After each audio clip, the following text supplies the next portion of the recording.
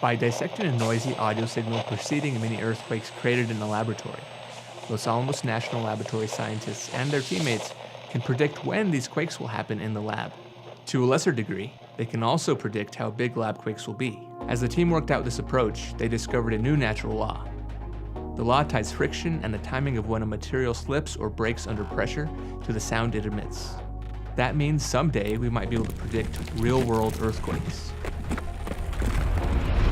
It all came about using a machine learning computer program and an earthquake machine built by Chris Marone and colleagues at Penn State University.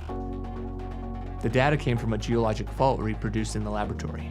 Just like in the real world, pressure on the material in the machine continuously makes a sound. That's called an acoustic seismic signal. Geologists study that signal using a seismograph. The machine learning model looks at the power of the acoustic signal at any given instant. The signal is directly tied to how much stress has built up. In the machine learning part of the research, the computer heard something that humans didn't. It was able to filter out the noise. Then it could clarify the connections among sound, stress, and the time remaining until a quake. The researchers are now looking at 20 years of real-world data for the Cascadia Fault in the Pacific Northwest. They hope to predict the timing and magnitude of past earthquakes from that data. If that works, can they do it for future quakes?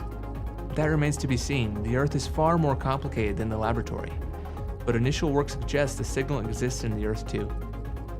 And it all starts with a little noise.